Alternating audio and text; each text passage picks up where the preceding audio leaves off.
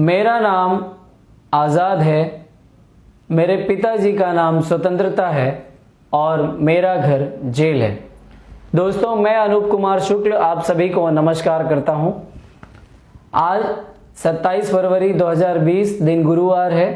मैं आप सभी को मराठी के प्रसिद्ध कवि लेखक श्री कुसुमाग्रज की जयंती की हार्दिक शुभकामनाएं देता हूं। मराठी राजभाषा दिवस की हार्दिक शुभकामनाएं देता हूं। और आज बात करते हैं पंडित सीताराम तिवारी और माता जगरानी देवी जी के घर जन्म लिए चंद्रशेखर तिवारी की बात।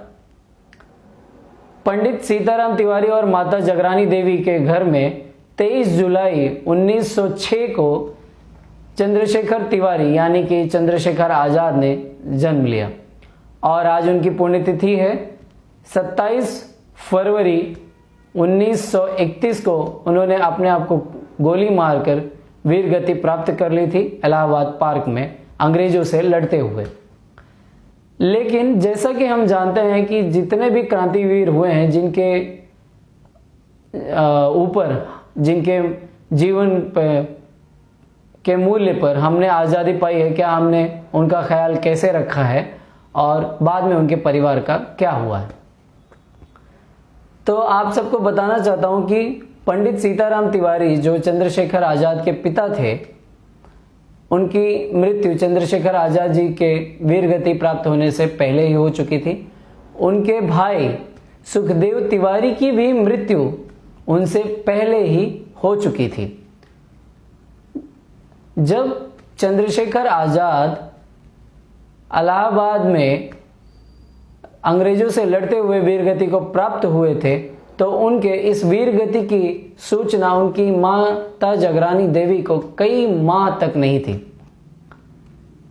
जब उन्हें यह बात पता चली कई महीनों बाद तो वो अंदर तक टूट चुकी थी, क्योंकि वो पहले ही पति और एक बेटे को खो चुकी थी।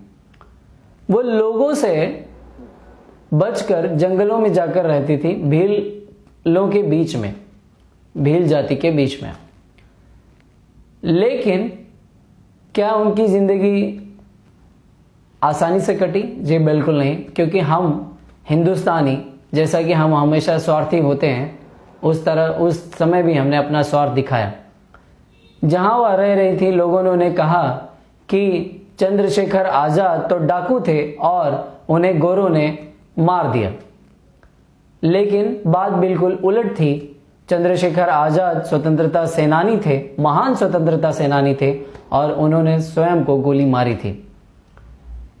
जब उनके एक दोस्त श्री सदाशिवराव मलकापुर जो चंद्रशेखर आज़ाद जी के दाहिने हाथ माने जाते थे और चंद्रशेखर आज़ाद जी के वीरगति प्राप्त होने के कई वर्षों बाद तक वो अंग्रेजों से लोहा लेते रहे, जेल गए। उन्होंने यह जानने की कोशिश की कि उनका परिवार कैसा है, चूंकि वह चंद्रशेखर आज़ाद के माता पिता को जानते थे। चंद्रशेखर आज़ाद जी ने उन्हें अपने माता पिता से मिलवाया था। जब वह हालचाल लेने पहुंचे तो उन्हें पता चला कि चंद्रशेखर आज़ाद की माँ जंगलों में रहती हैं। उन्हें लोग ताने देते हैं। सोचिए, एक माँ जिसका बेटा स्वतंत्रता संग्राम में वीर गति को प्राप्त हुआ है, उसे लोग यह कहें कि तेरा बेटा डाकू था और अंग्रेजों के हाथों मारा गया, उसके हृदय का विच्छेदन किस प्रकार होता होगा। और जब सदाशिवराव मलकापुर उनके पास पहुंचे, उन्होंने देखा कि चंद्रशेखर आज़ाद की माता जगरानी देवी बड़ी ही असहाय अवस्था में थी। वो जंगलों से लकड़ी काट कर बेचती थी और उससे जो पैसे मिलते थे उससे ज्वार और बाजरा खरीदती थी।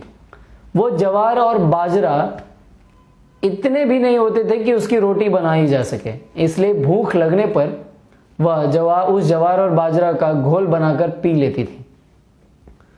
उनकी इस दयनीय स्थिति को देखते हुए सदाशिवराव मलकापुर उन्हें अपने घर झांसी ले आए थे और उनकी सेवा की थी। तो हमारा देश आज़ाद हुआ सन 1947 में। यह दुर्अवस्था माता जगरानी की रही सन 1949 तक। तो सोचिए हम अपने आप को चंद्रशेखर आजाद के ऋण से कैसे मुक्त करेंगे, उल्टा हमने उनकी मां का ख्याल नहीं रखा। 1951 में सदाशिवराव की गोद में ही, बाहों में ही माता जगरानी देवी ने अंतिम सांस ली और झांसी में उनका देहावसान हो गया, उनकी मृत्यु हो गई। सदाशिवराव ने ही माता जगरानी देवी का स्मारक झांसी में बनवाया, लेकिन आज भी वो स्मारक भारत सरकार के द्वारा अपने डॉक्यूमेंट्स में नहीं लिया गया, अपने पत्रों में नहीं लिया गया और उसकी स्थिति दयनीय है। अब आज के परिप्रेक्ष्य में जो आज कुछ घटित हो रहा है, उस परिप्रेक्ष्य में हम देखना चाहें तो हम यह जानते हैं कि चंद्रशेखर आजाद कहते थे कि मेरा धर्म समानता, स्वतंत्रता और भाईचारे का है, लेकिन जो आज स्थिति बनी हुई है क्या वही है? नहीं है। इसके दो कारण हैं। चंद्रशेखर आजाद ने अपनी आयु में या अपनी 24 वर्ष की जो उन्होंने जिंदगी जी, उसमें दो चीज का बिल्कुल ख्याल रखा। पहला कि लालची नहीं होना, दूसरा स्वतंत्र रहना।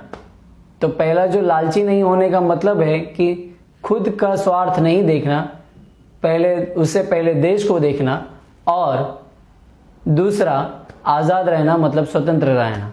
लेकिन आज के परिप्रेक्ष्य में हम गुलाम हैं, और गुलाम किसके हैं?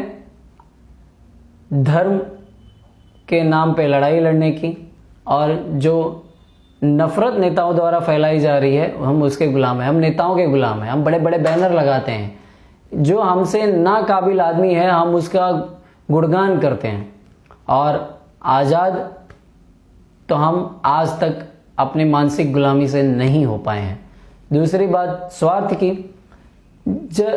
जो माता जगरानी देवी का हाल हुआ था चंद्रशेखर आजाद के वीरगति प्राप्त होने के बाद, वो दर्शाता है कि हम स्वार्थी हैं, लालची हैं, और हमारे अंदर स्वार्थ इस कदर भरा हुआ है कि जब हम अपने स्वार्थ को देखने लगते हैं तो हम उनकी माता पिता को छोड़ दीजिए, अपने माता पिता का भी ध्यान नहीं रखते हैं। इसी वजह से हम आज यह देख रहे हैं कि हम अपने जीवन में हर सुख सुविधा और अपना हर संवैधानिक अधिकार ऐसा चाहते हैं कि उसके लिए कोई दूसरा लड़े, हम खुद नहीं लड़े। और हम बिना लड़े, बिना कुछ किए, बिना कुछ कष्ट किए आज दूसरों के कठिन परिश्रम से, दूसरों के साहसपूर्ण कार्य से अपनी जिंदगी को सुगम और सरल बनाना चाहते हैं। तो हमसे ज्यादा नीच व्यक्ति आज के टाइम में कोई नहीं है। मैं माफी चाहता हूं इतने कठोर शब्द के लिए, बिल्कुल, लेकिन बात ऐसी ही सही है। अब आज जो भी हमारे देश की समस्याएं हैं, जैसे जो चल रहे हैं समस्याएं, या हमारे खुद के पारिवारिक जीवन में जो समस्याएं हैं, निजी जीवन में जो समस्याएं हैं, वो सारी इन्हीं दो कारणों से हैं कि हम लालची हैं, स्वार्थी हैं, और हम स्वतंत्र नहीं है, मानसिक गुलामी करते हैं आज भी। इसी के चलते हम थोड़े से पैसों के लिए दूसरे लोगों की मदद करते हैं जो हमारे परिवार को या हमारे देश को क्षति पहुंचाते हैं। उदाहरण के तौर पर ले लीजिए कि हम लोगों के Aadhaar card, ration card, PAN card कुछ हजार, कुछ 100 रुपयों के लिए जाली दस्तावेजों पर बना कर दे देते हैं, जिससे हमारे देश के आंतरिक सुरक्षा को बहुत खतरा हो सकता है, लेकिन हमें वो कुछ कमाने हैं। अब मैं आजाद जी की एक और लाइन बोलता हूं कि आजाद जी कहते थे कि जो सफलता है वो सफलता आपकी आपसे खुद की लड़ाई है। मतलब आपको आपसे खुद को compete करना है और हमेशा अपने आप से बेहतर बनना है। तो पैसा कमाना कोई बुरी बात नहीं है, लेकिन उस पैसा कमाने के लिए हमें compete करना चाहिए, प्रतिस्पर्धा करनी चाहिए, मेहनत करनी चाहिए, और कॉम्पीट करके वो पैसा बनाना बुरी बात नहीं है, लेकिन करप्ट होकर यानी कि भ्रष्ट होकर पैसा बनाना और देश की आंतरिक सुरक्षा को, अपने स्वार्थ को आगे रख के दूसरों के बारे में नहीं सोचकर देश को क्षति पहुंचाना बिल्कुल ही गलत बात है। और शायद आज चंद्रशेखर आजाद जीवित होते तो हम जैसे लोगों को जो इस तरह के कामों में लिप्त हैं, जो देश के साथ समझौता कर रहे हैं, उनको खुद गोली मार देते। धन्यवाद। चंद्रशेखर जी के विचारों को याद करते रहिए और देश को सक्षम बनाने में सहकार्य करिए। अपने खुद के निजी स्वार्थ और लालच को खुद से दूर करिए। अपने शहर, समाज और देश के लिए लड़िए।